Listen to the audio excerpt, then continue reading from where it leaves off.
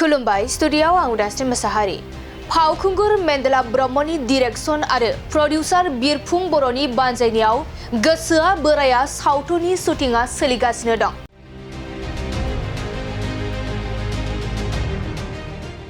सावथुन नायनो मोजां मोनग्राफोरनि थाखाय मोनसे मोजां खौरां। बर'नि मुंदांखा फेस्ला फावखुंगुर मेन्देला ब्रह्मनि स्क्रिप्ट आरो डिरेक्सनजों शुटिं सोलिगासिनो दं आरो जाम्बी फिल्म प्रडाक्शनजों दिहुनजानो थांगासिनो दं गोसोआ बोराया मुंनि मोनसे आबुं बर' सावथुन।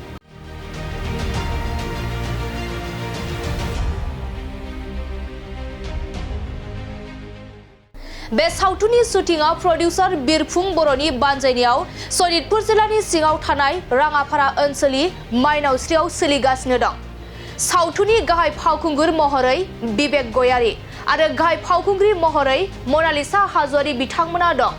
लोगोसे बर' सावथुननि मुंदांखा फावखुंगुर फैला, मेन्देला, दाब्ला आरो जेजास बिथांमोनाबो बे सावथुनाव फाव खालामगोन। गोसोआ बोराया बे सावथुननि गेजेरजों लाइमोनफोरनि जौ जुवाजों गफबना थानाय आरो आथिखालाव जाफ्लेबाय थानाय हौवा हिन्जाव दोनखारलायनाय जाथाय बायदिफोरखौ दिन्थिनाय जागोन आरो सावथुननि गेजेरजों बेफोरखौ फोजोबस्रांनायनि राहा लानाय जादों होननानै बुंथियो फावखुंगुर मेन्देला ब्रह्म बिथाङा आरो फैगौ सेप्तेम्बर दानाव बे सावथुनखौ रिलिज होनो साखाफारा खालामदों होनना फोरमायबावो। बे सावथुननि मुङा जाहैबाय गोसोआ बोराया। प्रडाक्शना जाहैबाय जाम्बी प्रडाक्शन आरो बे प्रडाक्शननिनो बिगुमाया जाहैबाय बिरफुं बर'। दायो नोंथांमोनहा बे सावथुनखौ शुटिं खालामनाया बेसेबां जौखोन्दोसो आवगायनानै दं? दिनैसिम 50 जौखोन्दो आवगायबाय होननानै बुंनो हायो। दायो नोंथांमोनहा बेयाव जि सावथुननि शुटिंफोरखौ खालामबाय, दा बिनि गेजेरजों बर' हारियाव माबा मोनसे लाब जागोनखौ नोंथांमोनहा मिजिंथिदों नामा? दिनै जोंनि समाजाव जाफ्लेबाय थानाय सेंग्रा लाइमोनफोरा दिनै लोंनाय जानाय ड्राग्स बेफोरजों गोजोमनानै दङ।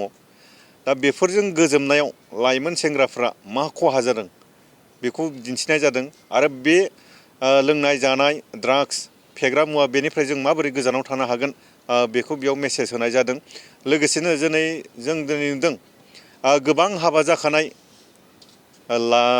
आइजोफोरानो जा बा हौवाफोरानो जा बिथांमोना दिनै गावबा गावनि हिन्जावखौ गारनानै गावबा गावनि हौवाखौ गारनानै गोदान गोदान हाबा जाखानाय मानसिफोरा हाबा लालायबाय दङ। बेफोरखौ जों माबोरै फोसाबनो हागोन बेखौबो बेयाव नोजोर बोनाय जादों।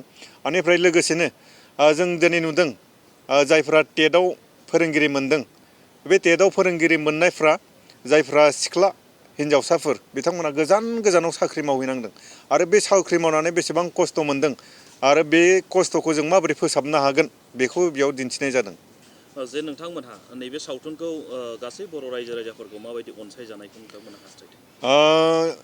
दिनै बिथां जाम्बी प्रडाक्शना बेल' गिबि नङा, सिगाङावबो फिल्म दिन्थिखांबाय बा प्रडिउस खालामबाय। दा बेखायनो आं खावलायगोन बिथां प्रडिउसारखौ थुलुंगा होनायजों लोगोसे बेयाव थानाय आर्टिस्ट बिथांमोनखौ मदद हेफाजाब होनो थाखाय आङो गासै रायजो राजा नोंथांमोनखौ बे फिल्मखौ नायनो थाखाय खावलायनाय जाहैबाय। जानो हागौ नोंथांमोननि गोसोआव नोंथांमोननि बेले बेजे साननायफ्रा बे फिल्मखौ नायोब्ला माबा मोनसे फोसाबनाय लाबोनो हागौ। बेखायनो आं खावलायगोन सम मोनोब्ला खनसे बे फिल्मखौ नायथों। नोंथांमोना बे सावथुनाव जे फावखुंगुर हिसाबै सोरखौ लानाय जादों आरो फावखुंग्रि हिसाबै सोरखौ? बेवहाय गुबैयै दं जोंहा हिर' हिसाबै बिबेक गयारी आरो मेइन एक्ट्रेस हिसाबै दङ जोंहा मनालिसा हाज'वारी। लोगोसेनो बेयावथ' नोंथांमोन नुखाबाय दाब्ला दङ, जेसास दङ, अनसुमै दङ, जा बिथां फैलाबो फैगोन। लोगोसेनो प्रबेन गयारी बिथांमोना बे फिल्माव बाहागो लागोन। स्ट'रि स्क्रिप्ट बेखौ आं गावनो लिरदों, लोगोसेनो डाइरेक्सनखौबो आं गावनो होदों। बेखौ जोङो सेप्तेम्बरनि 1 उइकआव रिलिज होनो थाखाय जोङो नाजाबाय दङ।